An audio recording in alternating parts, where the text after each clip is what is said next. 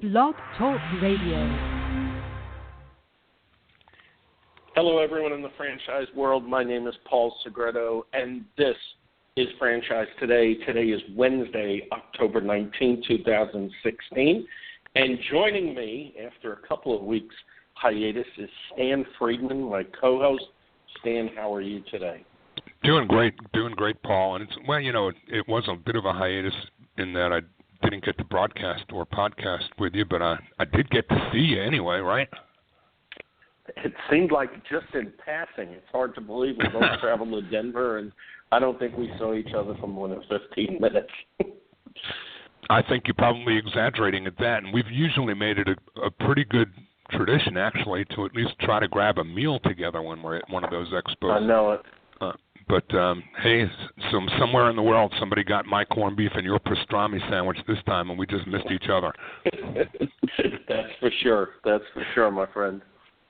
Well, it's good to be back. It's good to have you. Yeah, and it's good to have you back, and definitely didn't really care for going solo on this anymore. Last week we had, a great guest, Andrea Scott from Scullin. I know you've listened to the show, and of course the week before we just didn't broadcast because we were both in the air traveling, and so I imagine coming down the stretch though, I think you might only have one conflict, and that might be the Emerging Brands event in New Orleans, depending on what your schedule is. Yeah, we're going to have to look at that one. I mean, that's out there in November, which, again, that seems like it's way out there. But, geez, Paul, it's just a few weeks away. I mean, IFA convention is a few weeks away. I can't believe how quickly time has marched on. This year has just been a blur, an absolute blur. But I had a couple of things that I wanted to talk about a little bit at the front of the house, and I guess maybe before I get into the big one, since we've already touched on Denver, I just want to go back and revisit Denver. It's always a roll of the dice. It's a scary thing to do if you're Tom Portese, I guess, and you take the traditions that MFV has so well established when it comes to expos and shows in the U.S., and you roll the dice when you take an expo and you move it.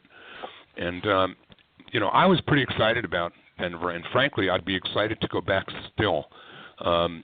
You were an exhibitor. I know some other exhibitors probably might argue that this wasn't the best experience for them in terms of attendance. But I thought this was a good show in that it's a great venue. It's just not a great venue when there are 85,000 other people sharing it with you for something called the Great American Beer Festival. I don't think there's anything in the world that MFV could have done better or differently, Paul. I mean, I saw TV commercials in the morning. I saw them again at night. But then I also saw the anchors on the morning and evening news saying, hey, Denver, if you don't need to come downtown, you probably don't want to because of the gridlock with the Great American Beer Festival. So, I mean, what a catch-22. I just don't think that I can ever remember being a cohabitation situation with MFV where there was such a disproportionality in the size of the shows. I mean, that place was like it was like going through an airport security or going to a public building. The security was rough. We were buried in the building. I mean, I thought that the Denver Convention Center could have done a much better job in protecting us, if you will, and helping us have a different experience than I think we were just overshadowed by the tsunami of people at that beer fest. Yeah, where we've had other events going on, like, of course, the Cannabis Show in New York. They're usually at least in the adjoining exhibit hall, where Denver's convention center was so large, the main entrance being like a quarter of a mile from where we were. And then on top of it, we had to go upstairs. And on top of that, like you said, and this was especially the case Friday and Saturday, it was almost impossible to get through the main entrance without already having a badge. And, of course, a lot of people that were attending still had to go up to the desk to get a badge. So, it was pretty difficult. rough. And for the people that weren't there, let me put it to you this way, because I did spend a couple hours at the event, and I know you did too, Stan, as well. It was like, to me, 4 supersized Walmarts full of people wall to wall with over 1,000 breweries handing out samples. Now, 3,500 different beers. 3,500 beers. But you know what? And you brought up the cannabis show. I did actually see a booth that was cannabis-infused beer there, too, but only in Denver, right? So anyway, hats off to Denver, that's for sure. Hats off to MFV. I love the venue. I love downtown Denver. I love all the restaurants that were there. I hope we're back. I mean, I hope this didn't put a burn on Denver as a base for Franchise Expo West. But I guess we'll wait for the tail of the tape in the weeks to come as they sort that out and decide whether that's going to be a one and done or if we'll be back in Denver. I hope we get to go back, just under different circumstances anyway. But that's the tail of the tape on Franchise Expo West, Paul. I wanted to also just talk about another upcoming event. Actually, next week is Frantech for those that are going to be going to Austin. And then, of course, the Emerging Franchisor Conference in New Orleans in November will round out the calendar for 2016 on those planned IFA events. I do want to talk a little bit before we bring our guest in today about somebody who's been a part of my life for about, hard to believe, but almost 8 or 9 years since I met a young guy named Sean Goldsmith, who, when I met him, Paul, was a 17-year-old high school junior who had become the second high school recipient of the Don DeBolt Scholarship by IFA. It was probably a couple of years into my working with DECA and doing some mentoring with students coming up through entrepreneurship and working with that organization they do an incredible job. But Sean is one of the most amazing young men I ever met, who was to be the second DeBolt Scholarship winner from the high school ranks of DECA. And I got to tell you something, even at 17 years old, I think I didn't know it yet then about Sean, but I know it now. This guy is going to be the person who, in his early years, is going to eclipse Jerry Darnell as being the consummate franchise networker that has ever walked the face of the earth. I mean, what Jerry does, it's taken him dozens and dozens and dozens of years to do. Sean's in his 7th or 8th year, and when I met him, he was a junior. He went on to Cornell University, had an incredible career as a student at Cornell, became one of the few at Cornell University, I think, to garner the honor of being selected as one of the undergrad students to Cornell's accelerated 5-year MBA program, which was just another feather in his quiver. Sean also was one of the only Eagle Scouts in the U.S. to make Boy Scout history. You know, it takes 21 merit badges for the Eagle Scout Award to be granted to a Boy Scout. That's the average Joe, though. In Sean's case, he went for all 121 and got him 121 merit badges. It's just the way he is. So I'm laying all this out to tell you that Sean's now in his own business, very much involved in franchising as the founder of a company called Markery, which is helping franchisors with their development strategy, lead management, lead flow, and systemization of their structured licensing systems. But, Sean has been one who has learned how to collect people. I introduced him to the mayor of Cincinnati at the IFA convention when he got his DeBolt Award. I talked to Mark Mallory a couple weeks ago. Mark says, how's that young man, Sean Goldsmith, doing? Sean stays in touch with everyone. And one of the people he got really, really close to in IFA and has continued to look to as a mentor is Doc Cohn. And so you may remember that back in September, Doc issued an email talking about his melanoma and his treatment and what he's been through over the past dozen years. Couple of transplants involved in that, and the good news is that Doc has really been close to normal as you can be for all that he's been through. Doc set up a program for contributions to the melanoma disease called Light the Night. It's a walk that's done right there in your hometown, Paul, every year in Houston, and it's the largest fundraising event for lymphoma cancer research effort, Lymphoma and Leukemia Society. And this year, Doc put a team together, and he put out a link asking people that wanted to participate and contribute to do so. Well, good old Sean said, I need to help with this, and about a week later, he put out a page himself and just bombed his whole network of people who have come to know him with information about Doc and inviting those who could and would to participate in Doc's fundraising effort.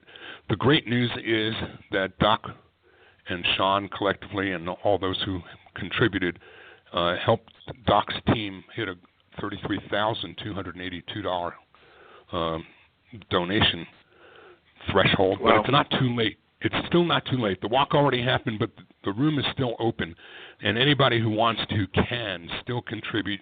Just go to pages.lightthenight.org and then put a /TXG, like Texas TXG, and another / for Houston 16 /D Cohen. That's a lot. It's a mouthful. But you know what? Send me an email at sfriedman@frmsolutions.com, and I'll send you a link if you're interested. You can still participate. You can still help put this over the top.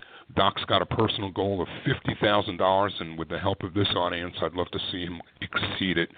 But I wanted to give the high five and the shout out to Sean, because this amazing young man is going to do great things for franchising, and as he gets to know more and more people, he does what I do, you do, what Jerry does. He collects people, and he just doesn't let them go. So get to know this young guy and take a look at his website as well. It's Markarie, MARKARIE.com. Paul, yeah, other than really that, great, really great. Other than that, I just want to call out or shout out one more thing, because every week that I'm on, I do it, and that's the IFA Vet Fan Program, rounding up its 25th anniversary, and this year's focus is on N.G. Cox of Sports Clips in Berea, California. She was a U.S. Air Force, served in the U.S. Air Force for 8.5 years, and has now taken all of those life's experiences from the military and brought those transferable skills to franchising under the Sports Clips brand. Hats off to you, N.G. Cox of Sports Clip in Berea, California. Paul, that's a mouthful, but that's the front of the house. Well, you definitely made up for the last few weeks. So, as a young adult in Manchester, England, our guest today thought she'd have to put the thrills of childhood swimming and joys of high school competitive swimming behind her once she grew up. But when she was in her early 30s, someone asked her to help with a new swim club. And our guest, Rita Goldberg, said, I fell back in love with the whole thing again. The passion rose in the teaching aspect rather than the personal training aspect. And Rita, welcome to Franchise Today. Oh, thank you. It's a great pleasure to be included among all these people that you've just spoken about. That's very inspiring. Yeah.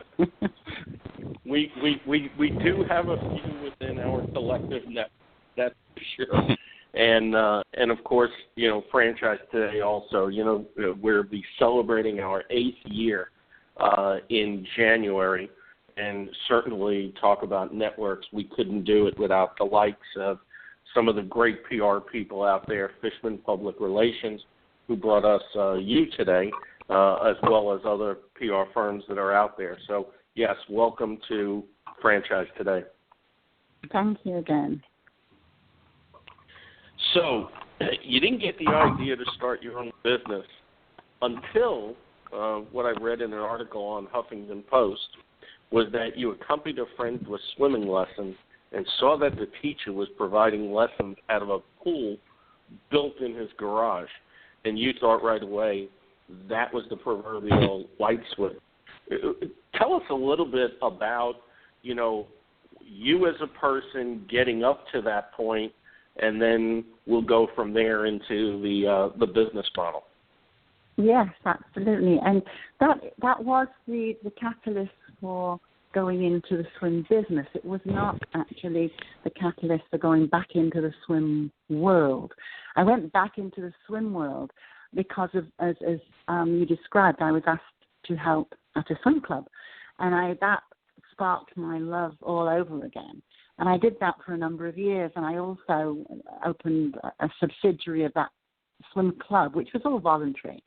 And eventually got asked to join the education team of Manchester Education Department, and I worked full-time at that point in their sports department looking after the swim program, which in those days we, as Manchester Council Education Department, we taught the inner city children as part of the school program. So I had been doing that for a number of years, very happily. You know, I had small children, the school hours were wonderful, and of course, you know, typical of me, that was too easy. I had to go and visit this old coach of mine who I'd heard about, who had opened this pool teaching in his garage, and it was the aha moment of my life. I had never wanted a business. I'd never wanted to be in business. I never thought about swimming in a business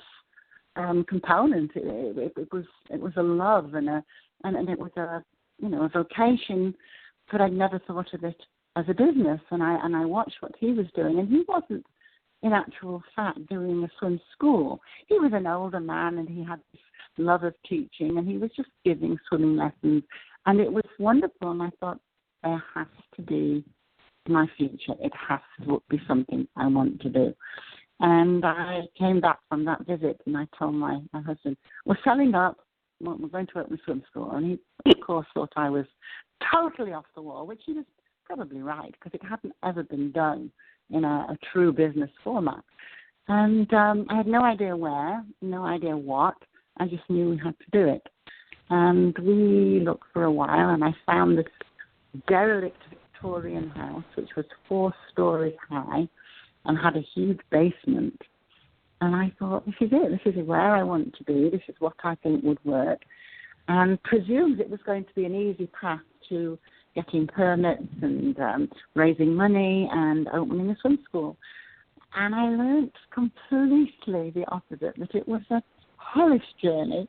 Everything was roadblocked, because, of course, it was the 80s, and there was a recession, and I was a woman. And if you add all those things, and it was a completely new idea, so you put all those things together. And, I learned a lot about business and about determination in that period of time. And eventually, after many, many apparent roadblocks that we navigated, we did open in the basement of our Victorian home. The pool area was down there, as was some changing, and the ground floor was reception, and the front of the house and the upstairs was where we lived. And it's that particular pool and business is now 36 years old, and my now ex-husband still has it. It still is. It can hold approximately 500 children per week in lessons, and he is still full every day with a waiting list. And, where was that? Rita, where was that first school? That was in Prestwich, Manchester. It was about 4 miles out of the city centre in a residential area, which was one of the reasons, one of the roadblocks to it, that they said, you can't do this. You want to build a commercial venture in a residential area. And I had to go to City Hall to fight them, because technically they were right. Also, there was a cricket club directly behind the property, and there was some office buildings in front of the property. So a big fight was had, but we actually won it. So I was allowed to continue. And obviously, we haven't cleared out the neighbourhood residents, so it obviously can't be a big problem. And it's huge. So what was it that inspired you to take the swim across the biggest pool in the world and bring the concept to America? Well, there were many reasons. One of them was a personal need to fly, to get away. Sometimes you get married very young and it runs its course, so that was one of the reasons. But the other reason was as well that I as part of the reason that I gave you just now, I wanted to grow and I wanted to expand, and I didn't or wasn't able to do that where I was. And I had a sister who lived in Florida, so I decided I would come for a year. I would look at the world of swimming in my aspect, because we were and still are the learn to swim side of the business, not the real competitive side. We save lives. That's that's what we do. We don't make Olympians. We do, because obviously they start somewhere. But it was mainly the methods that we used, the methods I had developed, that I wanted to continue to expand on and to go into a more wide range of business. And I felt that after the first year of being here, this was the place that I wanted to stay and to develop. And the rest is history, of course. I got all my legalities. Took a little while to do so. And I opened my first swim school in Coral Springs, Florida in 94, I believe. Second one in 96, third one in 98, and the fourth one in 2000. So that was the basis of my immigration, and we go on from there. It was a great experience. I love being here, and I have no regrets whatsoever.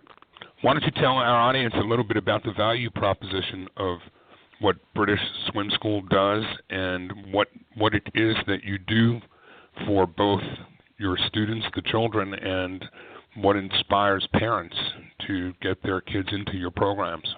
Oh, absolutely. Well, one of the things that I discovered in my years in England, and it was purely a lucky discovery in a way, was that I never quite understood why we only decided to teach children to swim at the age of 5. It was deemed the time that they could learn to swim. And I, as purely a business venture, thought, well, I'm going to revolutionize this by taking it down to the age of 4. I mean, we did Mommy and Me, but it wasn't exactly teaching. So I took it down to 4 years of age and found that there was absolutely no difficulty in teaching a 4-year-old any more than there was a 5-year-old. So as a business proposition, that was excellent. But again, my natural push personality said, well, let's do it at the age of 3.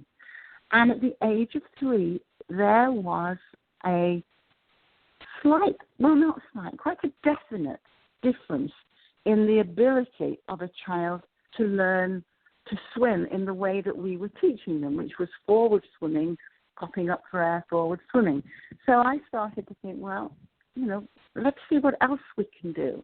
And after about a year of research and working and ideas, I found that if you taught a 3-year-old to swim forward and it came up for air, the head weight and the body weight stopped it from being able to regain that prone position.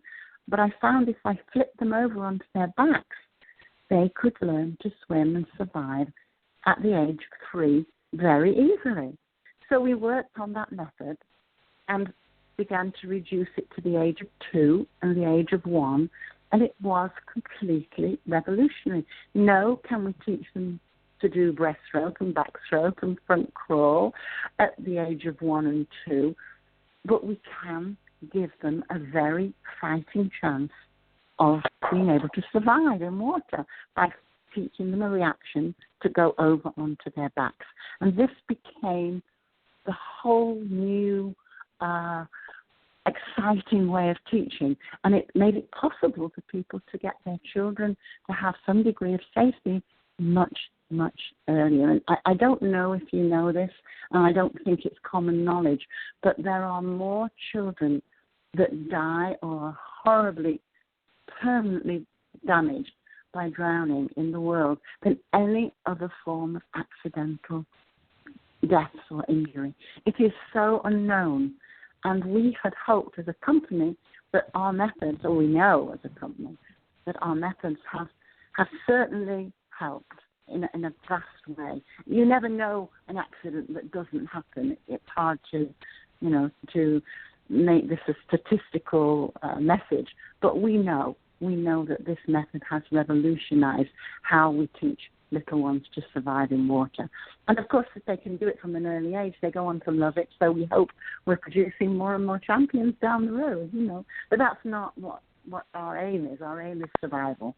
Our tagline is survival of the littlest. And that's the company's aim, and I think it caught the imagination, and here we are. So very, very happy about the way the company has developed and the methods have developed.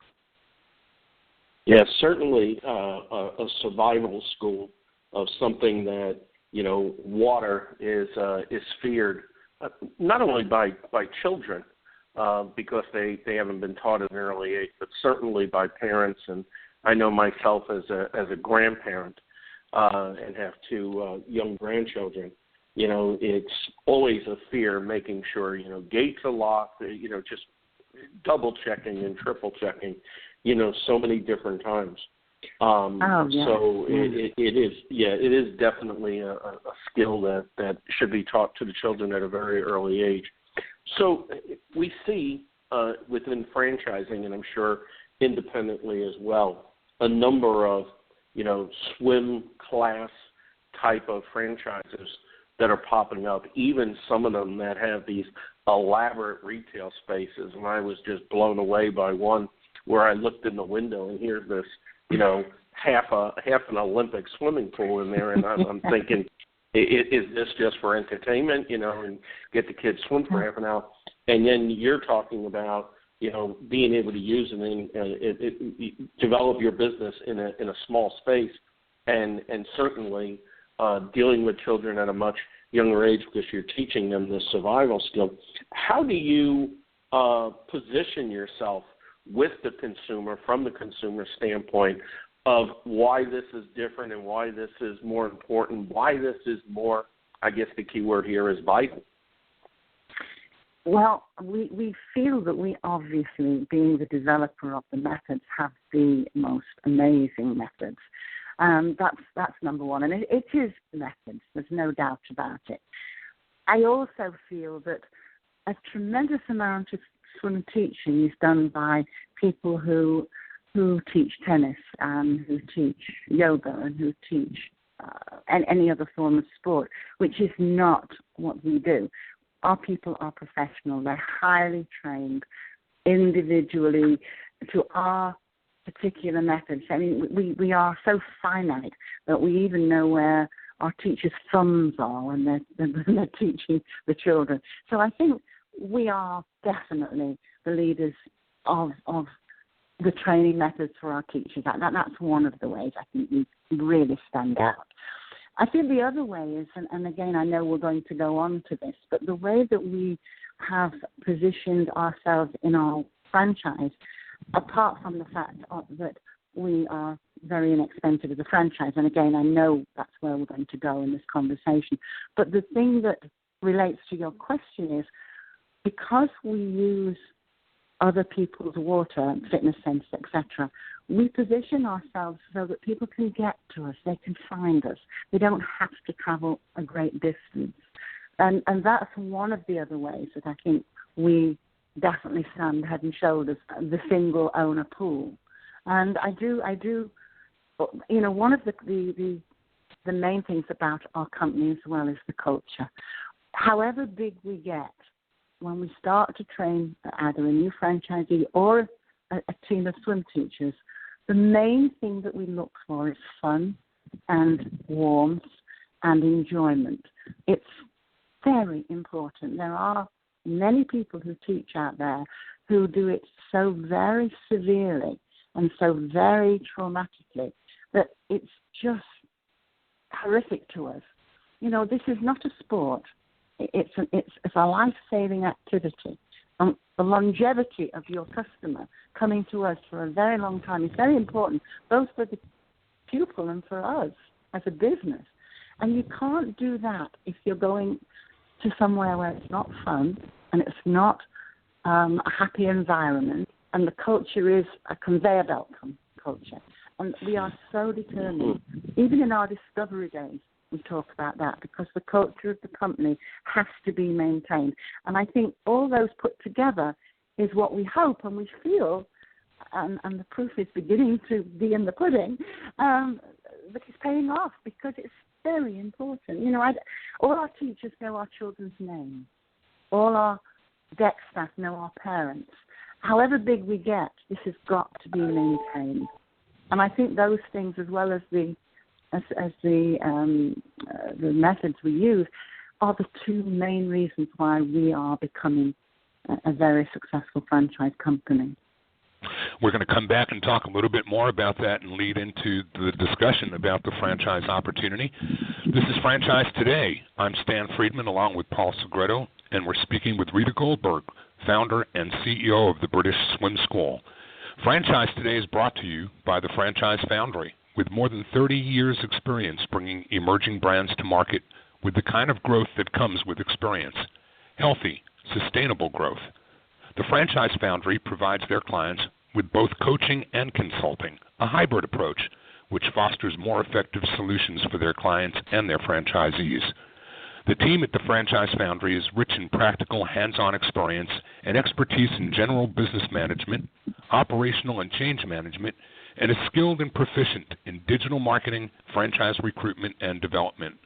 Let them assist you with creating roadmaps for potential mergers and acquisitions and the guidance needed to navigate those courses, should that be your interest. Learn more about Paul Segreto and the Franchise Foundry, along with their expanding list of clients, at www.franchisefoundry.com.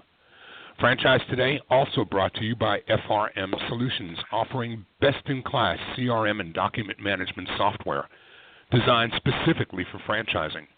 Does your CRM do everything that you need it to do to manage communications and relationships with your prospective and existing franchisees? Does it track all your emails sent and received by the home office teams to your prospects and existing franchisees? And does it manage and track text as well? Well, it does when you use FRM. Are you benefiting from the latest version of your CRM software? Or are you still waiting in queue for expensive upgrades to a long, outdated system? Maybe it's time to call FRM. FRM Solutions will get your systems updated each year, and those updates are absolutely free, so you're always operating in the latest, greatest version of the platform. And access to FRM couldn't be made any easier from the cloud or from directly within your Outlook inbox. Struggle no more. Get down to earth with practical solutions that require no long-term contracts, no long waits for expensive upgrades, and oh, by the way, did I mention that you can even track text messages from prospective and existing franchisees, not just emails, when you're using FRM. FRM provides everything you want and need and more, from CRM and document management, tools for everyday performance of management, relationship, and franchising. No excuses, just solutions. Take a demo and see for yourself on the web at frmsolutions.com. So, Rita, to come back into a point that you made just before our break, talking about that close personal connection and that close personal touch. I read in some of the material that was shared with us at Fishman PR that every one of your instructors can reach potentially up to 10,000 students per week. That's an astronomical number. How does that work and maintain that close personal connection? Well, mainly because they are not in one location at one time. We have the uniqueness of our franchise is that we don't build. We don't build a pool. We don't encourage our franchisees to work out of one pool. What our franchisees do is they contract with multiple locations to use pool time. There is an amazing amount of underused pools in this country and all countries. They are in places you wouldn't even begin to know. I mean, we know about the fitness centers. We know about the hotel pools. But there are so many more that we know about, that we find out about. And very often, nearly always, pools are loss leaders within another business. They're necessary in the the world of training. They're necessary in the world of physical therapy and in most fitness centers. But they're very underused. So we, as our franchise, contract with various locations. And what this does is the individual franchisee may be doing 1,000 children a week, but they're not all in one place at one time. And so it is broken up into much smaller units. The only way I can give you an example is if you go into Ruby Tuesdays or you go into a local cafe close by. That's the similar analogy. We give very individual attention because we don't have thousands of children coming through within the same building and the same time at the similar place. It's a different form of mom and pop. It's very large. We're getting larger and larger, which we're very grateful for, obviously. But it's still not an overwhelming place with a lot of children and a lot of parents at the same time. And I think as long as we progress along those lines and don't lose sight of what we're aiming to do, and that's to create this warmth and this culture of knowing who you are. Remember, Stan, that we are working with your most precious possession. This is your babies, your children. We want to know that they know we know them, that we know who they are and their stories. And it's possible to do that and still get very large. It really is. Look at all these great chefs who have multiple restaurants but know their clients. That's more or less what we're aiming for. We want multiple locations, but we want to keep that mom and pop and the parent to know that we are very, very individualistic with their needs. That's when I think real about explanation I can give you. When I think about swimming, you think about natural instinct. You hear all the time about somebody being thrown in the water and all of a sudden they start moving their hands and their arms and their feet. And yet something as simple and natural as swimming, you've taken to a different level by integrating technology. And specifically I'm talking about an app that you developed, and a quote that you said about the app was, "This is truly revolutionary for our industry."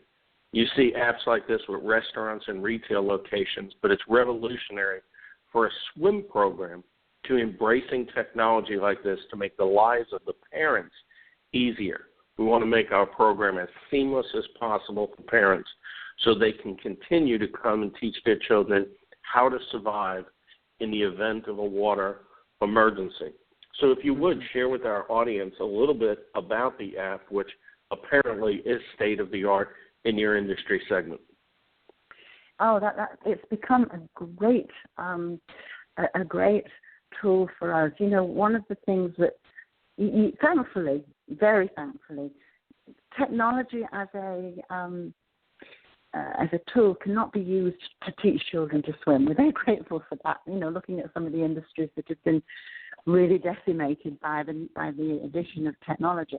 Nobody's going to ever teach a child to swim through technology. But today's parents don't really have any other knowledge of how to use the telephone. And that sounds terrible, but their immediate instinct is technology.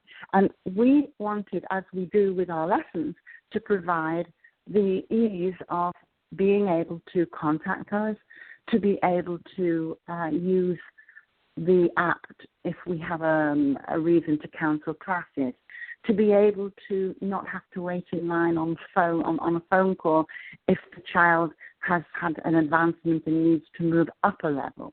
All of these things need doing. And today's parents, and we recognize this very clearly. I have a team around me who are amazingly young and into the ways that we can best serve our parents. And we found that the app has been a really brilliant tool for that. It's also a great advertising tool because one of the things that we do is when a child achieves a certain skill, and is ready to move to the next level, we have the parents take photographs, and we have the parents post the photographs and send their family, and of course, so we get the benefit from this technology in both directions. You know, the ability to contact our parents, their ability to contact us, and also to help us market the company. So it's been great, and we're improving on it all the time. Of course, you know, it's not a standstill situation. You know, we just heard from one of our major fitness centres that they have actually added British Swim School to their app, so that when they send out information about their fitness centre, our name and our contact will be on that app too. So, you know, it's a great piece of technology. Technology is amazing as long as you use it in the right way, and we are trying very hard to make our parents' life easier by using it in that way. As I listen to all of this, Rita, I cannot help but sit here and create something of a dotted line connection between British Swim School and Uber. I feel like, you know, what you're doing with swimming pools and all these pools that are sitting idle, the shared economy mentality kind of comes to mind here, and I start thinking of Uber, I start thinking of Airbnb, and then when you bring the app into it, I mean, it's no longer a dotted line, it starts to become a straight one. So it seems to me you might be on the front end of something that is so market-driven right now that everybody seems to understand. I know. And the most amazing thing about all this is that, quite honestly, when I first went to the Emerging Franchise Conference, I was absolutely no clue what I was even suggesting I was getting into. This was just a thought in my mind. And I had no concept of, A, how to do this, and B, where it will take me. And, you know, looking back on the last 4 years or 5 years, I'm saying all these things to you on this conversation and thinking, oh my God, how did all this happen? I'm almost as shocked as you are at listening to it. You know, it's quite funny, really, but I'm very thrilled. Well, let's talk a little bit about the business of franchising as it pertains to the school, as we've learned a lot about you and your background and your vision for what you've created, and walked us through the value proposition to the consumer, the students, and parents. Let's talk a little about the business side of the business and give us a look at a day in the life of a franchisee. What is the perfect franchisee profile for you, and what backgrounds do they bring, and what's a day look like in their life typically? Okay. Well, let me explain how the franchise came about mentally, because that really describes a lot of what came next. One of the things that drove me really crazy was that we were losing a lot of our super staff. They were teaching with us and loving what they were doing whilst they were doing college and university, and they were doing sports degrees and they were doing business degrees, and then they would leave and, you know, to pursue a career, never thinking that they could stay in the aquatics industry, because at that time the only aquatics industry franchising or anything was to build a facility, which was way over $1 million. And of course, as you know, newly qualified people or young entrepreneurs, they did not think they would ever be able to raise at that point in their life $1 million plus. So we were losing them, and I didn't like that. These were great kids who loved what they were doing and would have loved to have stayed in the industry. So I started to wonder, how can we keep them? What can we do? And we at that time had a contract with a fitness center, and we were doing some teaching in their locations. And I began to realize that was a really profitable way of running a section of my business. And so that was the catalyst for the beginning of how to develop a swim industry franchise without our family, our future franchisees, having to borrow and get into debt for a vast amount of money. And so this is how it was formed.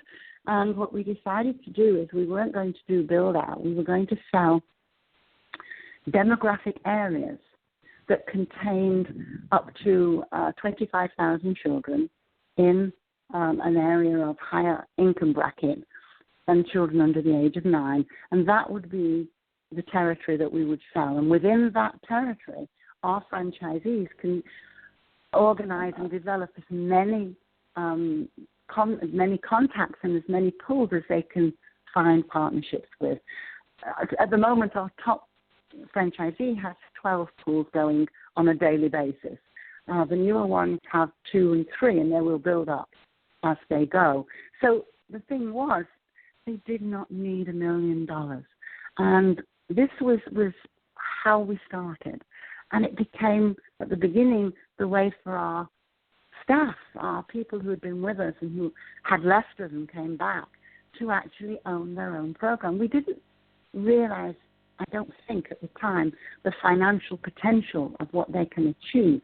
And that has been a great thrill for us and a shock, because it just is far more. You know, the vision of a swim school is teaching one child at one place at one time. Well, we can put 4 teachers with 4 children or 6 children each in a pool for half an hour, for hours. So, you know, we can go through hundreds of children in a certain amount of time, and that's the aim of the company, not for one teacher and one owner to teach one child. So that's basically our franchise, and it seems to have struck the imagination. And at the beginning, we were getting, our franchisees were coming from our own managers and our own staff, still are. And then we sort of expanded, and the next layer that came were some of our parents who saw the potential of the company. And in the last 12 months, that has continued, but we've added to that a lot of 40-odd-year-old corporate, ex-corporate people who are now ready and tired of corporate world and who want something that they want to do, that they have a desire to do something that's meaningful. Don't forget, we are a swim school, but we save lives. And even if the people who are coming to us don't come from that background, they feel it's a worthwhile as well as financially viable franchise to consider. And no, our newer ones are not necessarily aquatic people. In fact, they're not aquatic people.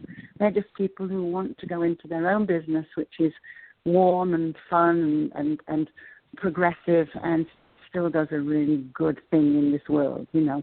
And that's the evolution of the company over the last 4 or 5 years.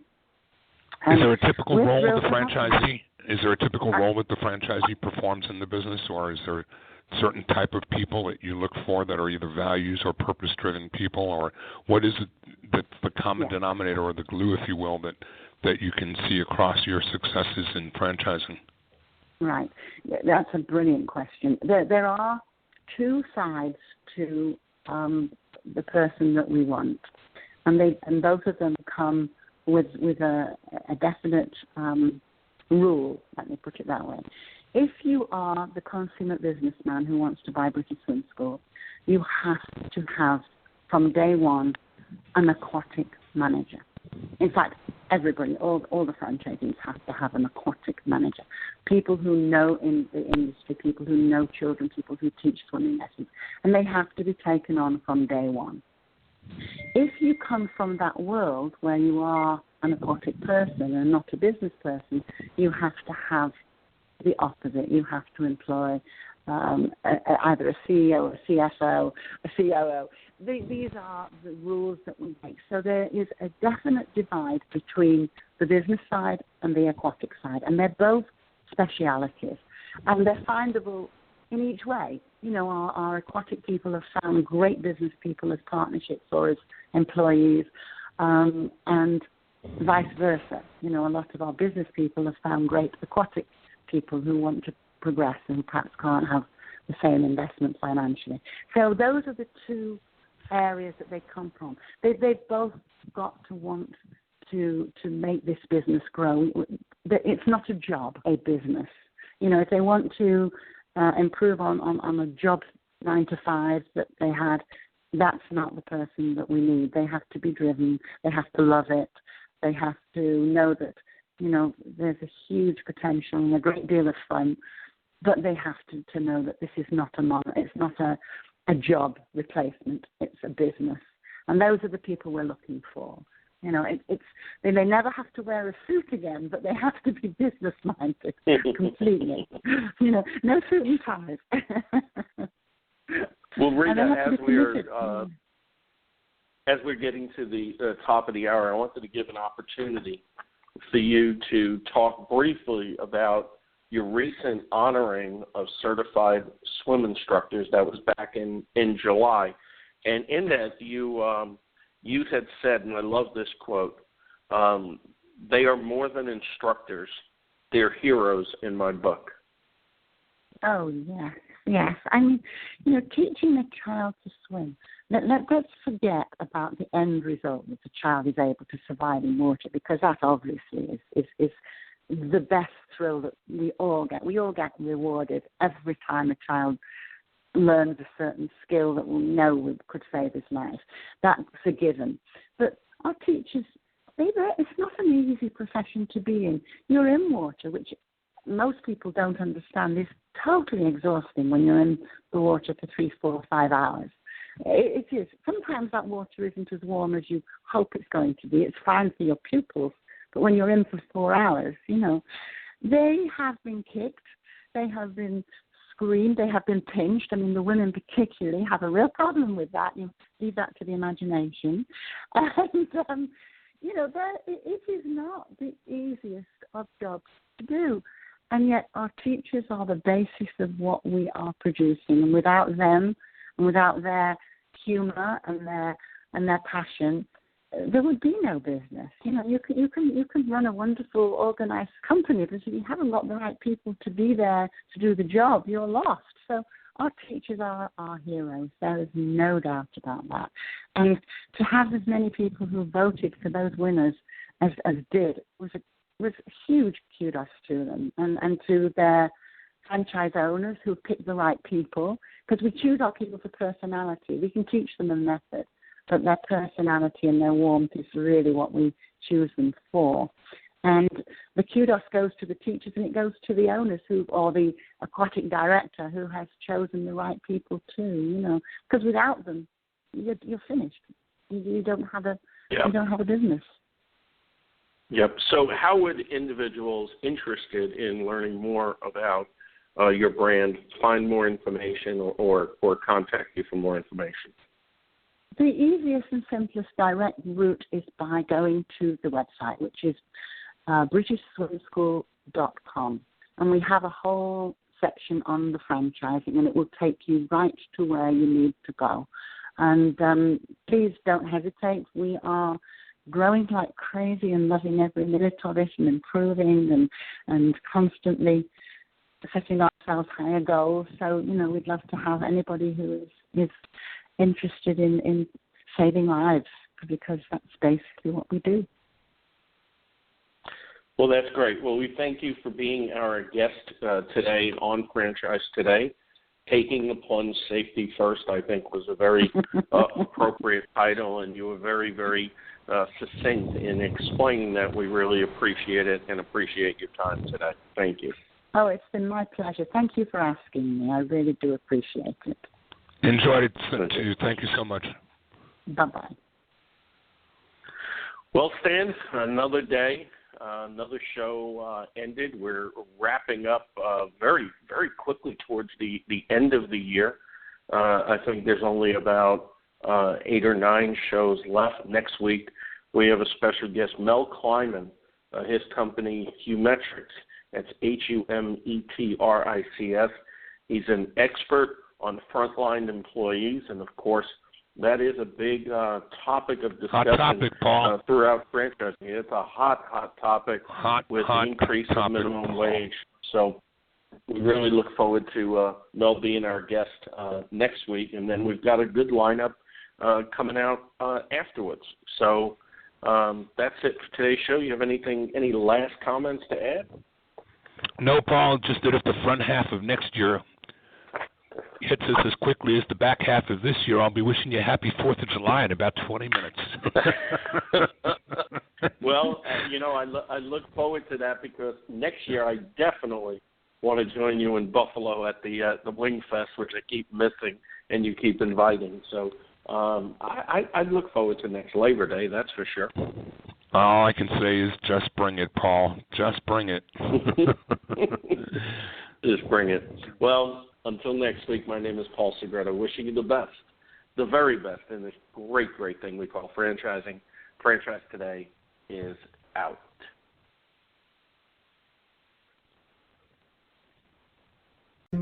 When you're part of a military family, you understand sacrifice and support.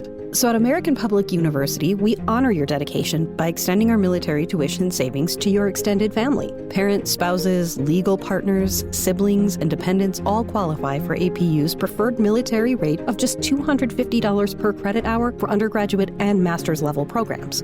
American Public University. Value for the whole family. Learn more at apu.apus.edu/military.